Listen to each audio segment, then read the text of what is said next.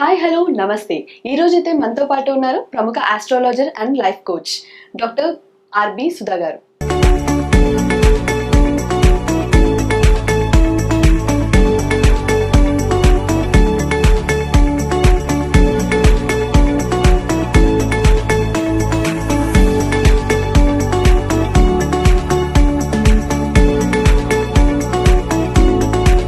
నమస్తే అండి. నమస్కారం అమ్మా. 786 అనే నంబర్ని చాలా రిలీజియన్స్ కూడా నమ్ముతున్నారు. అసలు 786 అనే నంబర్ ఇంపార్టెన్స్ ఏంటి?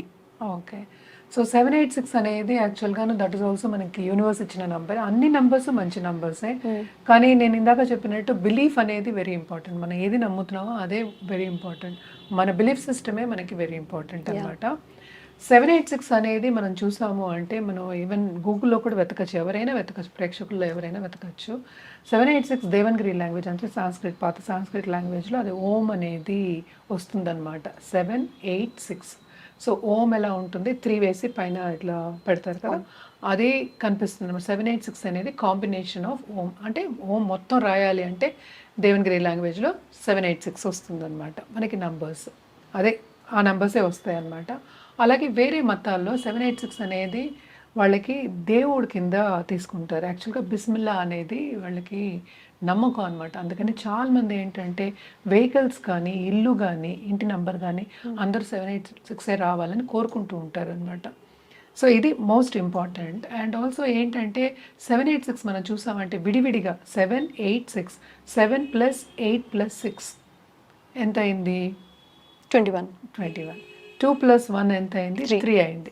సో 21 అనే దానికి వేరే రిలీజన్స్లో కూడా మనకి తెలిసింది ఏంటంటే ఒక కాన్షియస్ థాట్, ఈవెన్ మన కాన్షియస్నెస్ పెరగడానికి కూడా బేబీగా ఉన్నప్పుడు లేకపోతే హోమ్లో ఉన్నప్పుడు 21 డేస్ పడుతుందన్నమాట. అందుకని 21 అనేది వెరీ ఇంపార్టెంట్. ఇది వేరే వాళ్ళకు కూడా, వేరే రిలీజియన్, వేరే మతం వాళ్ళకు కూడా వెరీ వెరీ ఇంపార్టెంట్ అవుతుందన్నమాట. సో అలాగే మనకి 3 అని తీసుకున్నామంటే అది ఎక్స్పాన్షన్ నెంబర్. 2 + 1 అగైన్ 3 అయింది.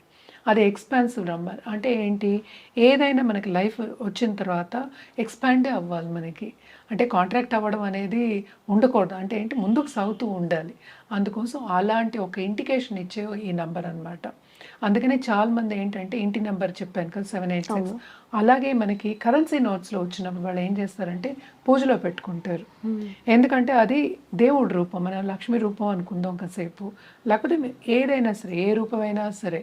అంటే ఎనర్జీ అనేది యూనివర్సల్. మనం ఏంటంటే ఆ ఎనర్జీకి రూపం ఇచ్చాం. అంటే లక్ష్మీదేవికి డబ్బు రూపం అనుకున్నాము, కుబేరుడికి కూడా డబ్బు రూపం. అలాగే మనకి దుర్గాదేవి అంటే కొంచెం ధైర్యం వస్తుంది.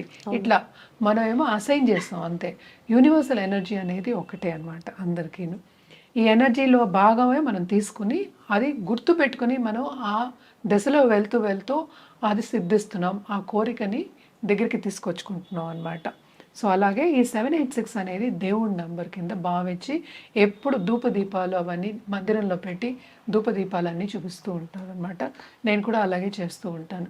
అది వచ్చిందంటే అసలు 786 నంబరు దగ్గరికి, ఎస్పెషలీ మనం కావాలని తెచ్చుకోవడం కాదు, అదంతా అది వచ్చినప్పుడు, ఎస్పెషలీ కరెన్సీ నోట్స్లో ఎండింగ్లో కానీ స్టార్టింగ్లో కానీ వచ్చింది అంటే తప్ప దేవుడి బ్లెస్సింగ్, అంటే యూనివర్స్ బ్లెస్సింగ్, ఈ ఎనర్జీ, యూనివర్సల్ ఎనర్జీ బ్లెస్సింగ్ మనకి ఉంది అనేది లెక్క అనమాట.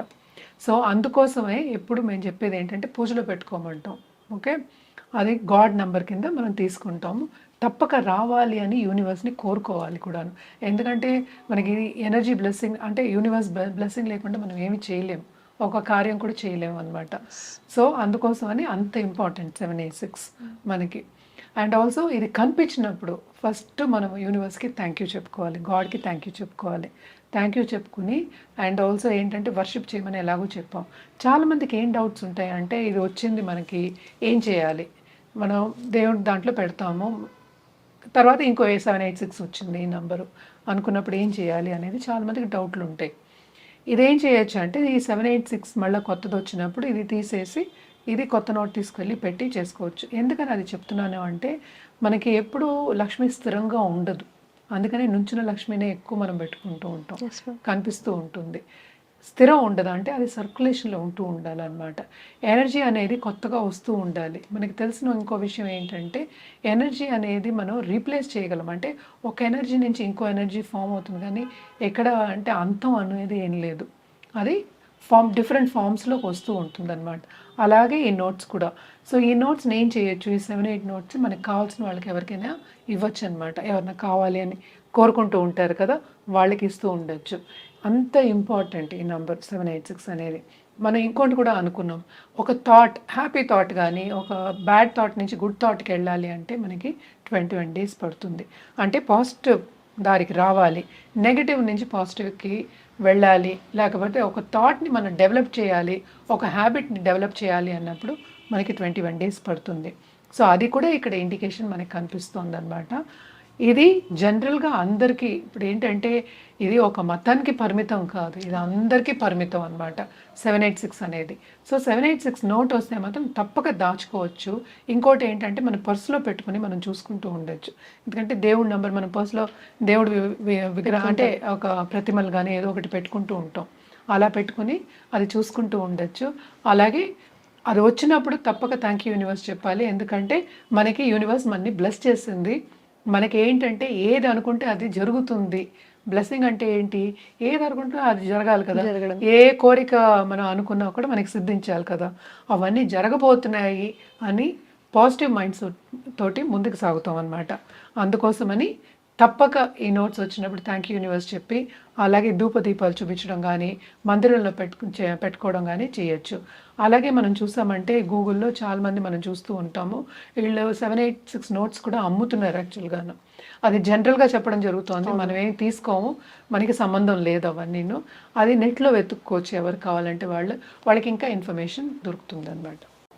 మీకైతే వీడియో అయితే నచ్చింది కదా, so please do like, share and subscribe. మీరు కనుక మ్యామ్ని కన్సల్ట్ అవ్వాలనుకుంటే డిస్క్రిప్షన్ బాక్స్లో అయితే అన్ని డీటెయిల్స్ అయితే ఉన్నాయండి. Please do check it out. Thank you.